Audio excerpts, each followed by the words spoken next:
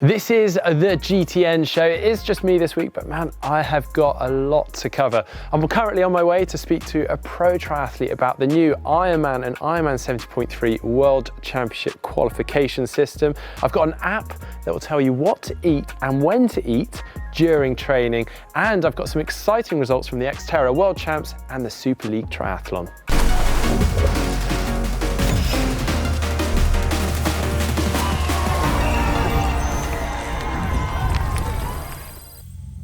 Right then, for this first part of the show, I've called upon some help of pro triathlete Susie Cheetham to talk about the new Ironman qualification system, which is something you're having to think about already, right? Yeah, absolutely. I mean, Kona's the big one of the year, and you know, every athlete wants to be there. If you're a professional athlete and you want to race against the best, you have to be there. So in order to get there, always irrelevant of the system for qualification, you need to think about it a year, 2 years in advance. So yeah, with the change last year, it's something that I've been thinking about for the last year, and what the best way is going to be to qualify for 2019. Yeah, so we've obviously just had Kona, and now, well, you're still racing, so you've got another race coming up soon. Yeah, so I hadn't planned to race after Kona, but I had a bit of a disappointing Kona. I've got the benefit of the fact that now with the new qualification system, I'm going to race a championship race. It has 2 slots, and hopefully that means I can qualify early if I come in the top 2. So that's nice to have. Yeah, so for those of you that aren't aware, this new qualification system was announced back in December last year. And for the Ironman 70.3 World Champs, it came into effect at the beginning of July. And then the Ironman World Championship qualification process came into effect at the beginning of September. So sort of a month before this year's Ironman World Championships. So that starts the process for 2019. And we've kind of stepped away from the KPR, Kona points ranking system, where it's basically athletes accumulate points over the year to hopefully qualify. Yeah. And we've gone back to a similar system to the older system, right? So how does it actually work now then? Yeah, so the qualification it's slot allocation, as you said. So most races will have 1 slot for Kona. Some will have 2. So the regional championships will have 2 slots for Kona plus another allocation slot. So those 2 extra slots will go to whoever, whatever sex has the most proportional representation at that race. So I suspect mainly it will go to the men because they tend to have bigger fields. So yeah, it's a bit of a new one to get your head around. Yeah, I mean, we could talk about this all day, and it's very exciting. Be really interested to see where it all goes. But for now, I'm going to head back to the GTN set and go to a poll. Sorry. Yeah. He really wants to be on camera. I think you should go down there, shouldn't you? Otherwise he's going to lick me in the mouth. even never work with dogs. Okay, right, buddy. Right then, back in the set, and following on from our discussion about the new Ironman qualification system, I'm going to ask you for this week's poll, do you think the new Ironman qualification system is good? And that's simply a yes or a no, and then to enter that, you just need to click up here. And now for last week's poll, where we asked, should you race to the finish line? And this came in after David McNamee's celebratory walk over the finish line at the Ironman World Championships. And in fairness to him, he was just outside the 8 hours mark, and he was comfortably in 3rd. So I understand why he walked across the finish line, but some of you did question why he'd done that. So the results are here. Other with 15% came in 3rd, and then no with 33%, and 52% of you said yes. Very interesting. But now let's move on to some of the photos that you guys have been sending in to us. And I would like to say we do have a new photo uploader. Well, not that new, we've had it out for a couple of months now, and it is really, really simple. And I'd like to get you guys to send in pain caves. We are going into the winter for a lot of us, and a lot of you are probably setting up your pain caves. I am right now. I'm getting ready for doing a lot of indoor training. And some of you, well, going by some of the photos we've had in the past have some very impressive pain caves, and we like seeing even the good, the bad, some of you that are trying to make the most out of a tight space in the house. So please do send them in. It's great for ideas and just great to look at anyway. So let's look at a couple we have here.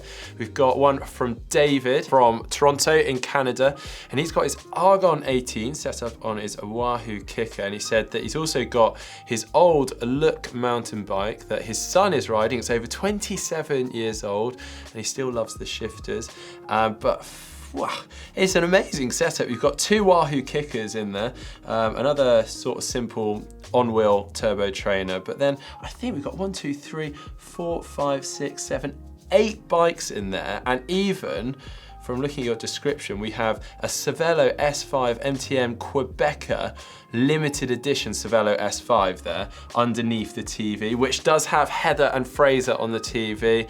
I think another TV over here. It is amazing, and you have said actually that the weather is deteriorating in Canada, so you've just set up this pain cave to get it ready for the weather that's coming in. So yeah, fantastic setup there.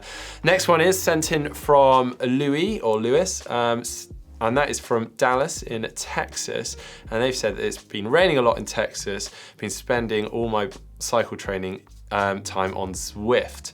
And hey, you've also got an Argon 18 road bike this time, set up on a Cyclops turbo trainer with a Merckx TT bike I see in the background. But yeah, very nice setup, all the kit in front of them, ready to grab, foam roller there, but also looks like you've got it with a little library, and some medals down at the bottom there. So really cool. Again, please do keep sending in your pain caves, and hopefully we'll have a load of pain caves to look through next week. Well, now for the news, and I'm going to start things off this week with a couple of bits that I've spotted on social media. Now, one of them is from Gwen Jorgensen. Now, we've spoken about Gwen quite a lot on the channel, having been, well, previously a very good triathlete. Now she's switched to running and actually focusing on marathon running. Well, she posted up, well, 2 photos in the last week of her cycling her bike, and everyone's got very excited thinking she's making a comeback.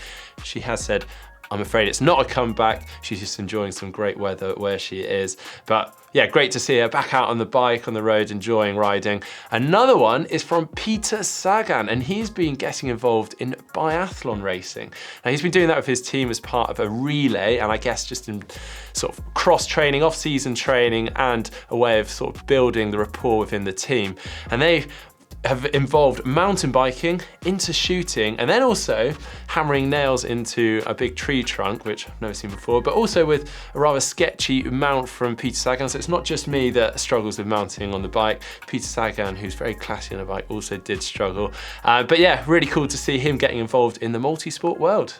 Now, following on from last week's show with the unfortunate news of Hurricane Michael hitting Florida, a Category 4 hurricane, and as a result has meant the relocation of Ironman Florida to the location of Ironman 70.3 Florida, which is in a place called Haines, and it's going to take place the day later. Now, Ironman have teamed up with Hoka One One and Firehouse Subs in a Hurricane Michael relief, and they've said they're going to match $100,000 in donations, and they've actually already pledged over $50,000 US. Now, if you would like to get involved and donate towards Hurricane Michael and the people that have been affected by that, then you can head on over to the Ironman Foundation website and donate there, and the link for that is in the description below. Now, you can also buy their t-shirts where all the proceeds will go towards the humanitarian relief through Ironman Foundation. They're also going to be running a 5K charity run, which will take place the day before Ironman Florida in Haines. That will be taking place on Saturday evening. And then also, you can also buy some gift cards, some Visa gift cards that will then be donated and handed out to those that have been affected by the hurricane. Now then, a little bit of tech that I have stumbled across on the internet. It's called EatMyRide, a bike nutrition planning app. Now, this app has essentially worked out a very clever algorithm that will tell you what you should be eating during your ride and also when you should be eating it. So by inputting things like your gender, your weight, your current fitness, and also a GPX file of the ride that you're planning on doing. So then it will take into account the elevation and how hard that ride is, how far it is, etc.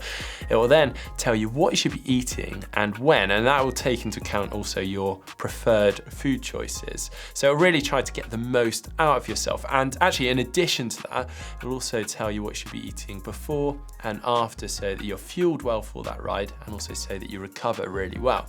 Now, the app isn't yet released to the public. So their goal is just over £4,000, and they've already pledged just over £2,000, and they've got just under 2 weeks left on that. So a fairly achievable target. So hopefully we'll actually see this app in production and available to all of us very soon. Well, now for question time, where I answer questions that you guys send in to us. So we've had quite a lot of questions over the last couple of weeks, so I've picked out a couple I'm going to answer now for you. So this first one comes from Artis Demast, and he said, should you only swim front crawl in training? Now, in short, no, you shouldn't. Unless, of course, you hate all the other strokes and you're hopeless at them, then actually it's really good to mix it up and try out swimming the other strokes during your training.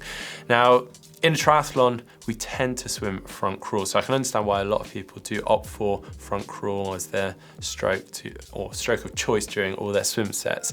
Now, just to clarify, actually, front crawl and freestyle are more or less the same thing. Freestyle actually refers to being free to choose whichever style of stroke you like. So that could be butterfly, backstroke, breaststroke, front crawl. But obviously most of us choose front crawl because it's the fastest and possibly the easiest for most of us. Now anyway, back to the question. As we do mostly swim front crawl during a triathlon, we probably want to do a majority of our training front crawl.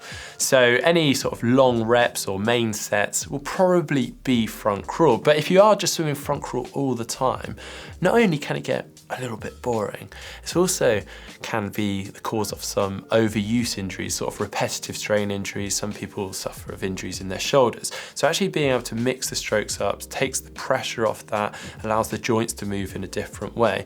But also it can help to improve your strength. So I used to include all strokes during my training so that I'd basically make myself stronger. I'd actually do some main sets over the off season and during the winter as a butterfly to really try and improve that strength. But during the race season, maybe just including some of the other strokes in your warm up or after the main set is a really good option.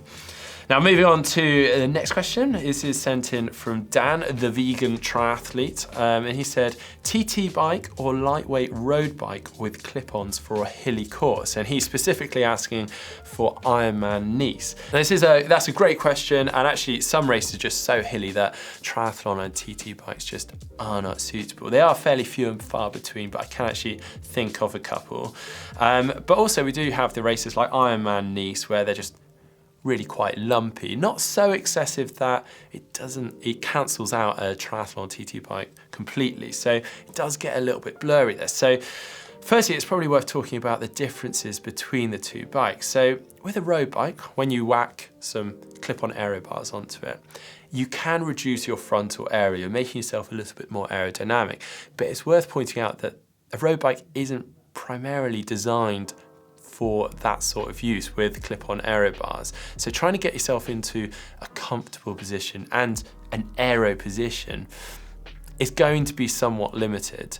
So when you compare that then to a triathlon or TT bike, which its primary goal, it's been designed for aerodynamics, it's been designed to be ridden in the aero bars, you can get into a much more aerodynamic position, you can get yourself more comfortable, and basically the geometries are very, very different. You've got a much steeper seat tube angle on a triathlon and TT bike to accommodate that. So I'd say basically that if you are doing a hilly race, you want to take into account how many hills are within the course, because actually some of those flat sections, a triathlon TT bike is going to have a massive advantage over a road bike. And in my opinion, most courses will still outweigh the aerodynamic advantage over perhaps anything that's lost on the hills or the climbs. Now that is mostly due to the weight of the bike. Most triathlon TT bikes are slightly heavier, but also there's the handling. So particularly on the descents, most people find TT and triathlon bikes quite hard to handle. And mostly that is because you're in this more forward position where you've got that steeper seat tube angle. You're over the front end, more weight on the front wheel, so it becomes a little bit twitchy. So this is where it's really important that if you are going to use a TT or triathlon bike, that you use it regularly on hills and descents. So you get used to shifting your body weight around. You want to shift your bum into the back of the saddle, almost like when you're riding a mountain bike where you hang your bum off the back of the saddle. You want to push it right back so you get your weight further back so that you can handle it better on those descents. And likewise on the climbs, you want to push yourself into the back of the saddle so that you can really lay the power down well up the climb. So in short, again, I would say TT and triathlon bikes are definitely the way to go, but you need to make sure you're comfortable on it. Spend a lot of time on that bike, and if you can't get comfortable, then obviously go for the road bike. Okay, now time for the race news. And this weekend we had the XTERRA World Championships in Maui. And I'm gonna go straight in with it. The men's race was won by Rom Atkinson from Costa Rica. The women's race was won by Leslie Patterson from Scotland. This is Rom's first ever win at the XTERRA World Championships, but for Leslie, this is her third win, having won back in 2011 and 2012. And both of them have gone away with a nice $20,000 US check. Very nice. However, it wasn't so easy for all the athletes on the race day because in the week prior to the race, they had some very bad weather conditions, a lot of rain, so the course was very muddy and very slippery. But in the men's race, the swim was led out by Roger Serrano and Sam Osborne, and they had about a minute lead over last year's winner, Bradley Weiss, and three-time winner, Ruben Rizafa and Rom Atkinson. Now, Ruben Rizafa then went on to post the fastest bike split of the year for the 6th consecutive year running, only having a 40-second advantage over Rom Atkinson going onto the run. Now, by mile 2 into the run, Rom had managed to get that advantage back and take the lead, and then went on to take the win. Bradley Weiss, last year's winner, ran through to take the 2nd place spot, and in 3rd place, it was Sam Osborne. But in the women's race, it was Michelle Filippo that had a phenomenal swim, having a 3-minute advantage over the rest of the women's field, and actually coming out with some of the male elite athletes. But by mile 6 on the bike, it was Leslie Patterson that took the lead back from Michelle Filippo, and actually coming onto the run, she had a 6-minute advantage over Filippo, and then just powered away on the run, actually passing some of the elite male field. So very impressive. She went on obviously to take the win, having a 10-minute advantage over 2nd place, which was Michelle Filippo, and then in 3rd, it was Lizzie Orchard. Now, we also had Ironman 70.3 Waco, and unfortunately they did suffer from quite substantial flooding prior to the event, which meant the swim had to be cancelled. But Andrew Starkovitz, just 2 weeks after a rather tough day out in Kona, came back to put in a very impressive performance on the bike to open up a big lead. He actually posted a race best bike split of 1:58 and having around a 3.5-minute advantage over TJ Tollickson and around 7 minutes on Joe Gamble's coming off the bike. However, he was chased hard by those guys, having just 11-second advantage over TJ Tollickson coming into the finish line. So Andrew Starkovitz did hang on to that win. TJ Tollickson came in for 2nd and Joe Gamble's in 3rd. Now in the women's race, it was Hayley Chura. She went on to take the win. In 2nd, it was Alicia Kay, and in 3rd, it was Chelsea Sodaro. Now, the Super League Triathlon is back, and this time it's over in Malta. Now, we had Katie Zafiris and Vincent Louis going in as the series leaders, having performed superbly out in Jersey. Now, for this race in particular, they've chosen 2 of their race formats, the Equalizer and the Eliminator, which both have numerous different stages within it. So let's start with the Equalizer. So that starts with a time trial, an individual time trial. And in this instance, they did it as a swim time trial, and that then depicts who starts off at what stage in the next stage of the Equalizer, and obviously with the time gap between each of them. And then we have the Eliminator. Now that is a very fast, very furious, and also a real test of the athlete's resilience and gauging their effort and fatigue levels, because we have 3 stages: swim, bike, run, but in very short distances: 300-meter swim, 5K bike, 2K run, and with just 10-minute rest between each of the stages, with an elimination factor going on. So every athlete starts in stage 1, and then just the top 15 start stage 2, and then finally the top 10 start stage 3. In the women's race, starting with this equalizer format, we had Taylor Spivey posting the fastest swim split of the day. That meant that then she would start the second stage of the eliminator first, but that was not until the final day, because sandwiched in between that, we had the eliminator. And now that was absolutely dominated by Katie Severis, winning stage 1, 2, and 3. And then we went back on the Sunday to the equalizer, which was a swim, bike, run format in quick succession. And again, Katie Severis summoned the strength to take the win overall, with Kirsten Kasper coming through to take second, and then Summer Cook in third. In the men's race, it was Henry Schoeman that, no surprises, posted the fastest swim split of the day for the individual time trial, with just Vincent Louis getting the closest, and that was still 11 seconds behind him. But the next day we had the eliminator format. We had a lot of changes going on. The first stage was won by Hayden Wild, a relatively young athlete. Second stage was won by Tyler Mislalchuk, and then the third stage was won by Richard Murray. Then for the final day, back to the equalizer format, and it was actually a very exciting race, and it came down to a very similar ending to the Jersey race, with Vincent Louis and Henry Schoeman having a head-to-head battle on the final run. And it was Vincent Louis that pushed ahead to take the win, Henry Schoeman in second, and in third we had Tyler Mislalchuk.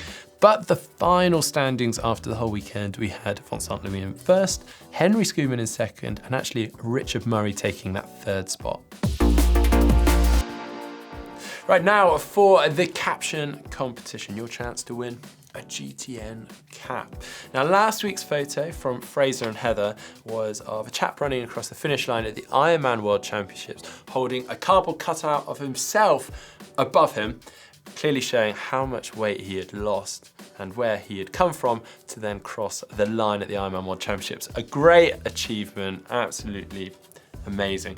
Now, some fantastic comments coming in. I have one here from, well, I'm gonna apologize in advance because I'm probably gonna say your name wrong, but Christoph Kajetswick. Apologies for that. What matters is not just if and when you finish, but how you carry yourself. Very good. Robert Nastasai said, has anyone seen this guy? I've looked for 140.6 miles and couldn't find him. Very good, but the winner this week comes from Fergal Akala. He said, I painted this cardboard cutout using supplies from the local art store. Best place to go if you want to get thinner. Very clever, very good. Now, you are the winner of the GTN cap, so get in touch and we'll send this over to you. But now for this week's caption comp photo, and this one comes from the Super League race in Malta, and it's of Richard Murray and Chris McCormack. Yeah, well, I'll leave this one to you guys. I probably shouldn't comment on this one. So please do leave your caption comments in the comment section below. And that's it for the GTN show this week, and hopefully next week I will have Heather back with me, so we'll have a full GTN team back with you. Now, if you like this video today, hit that thumbs up button, and if you'd like to see more videos from GTN, just click on the globe and subscribe. Now, if you'd like to see our new video, our behind the scenes Kona vlog for GTN, just click down here. If you'd like to see our unwritten race rules video, just click down here.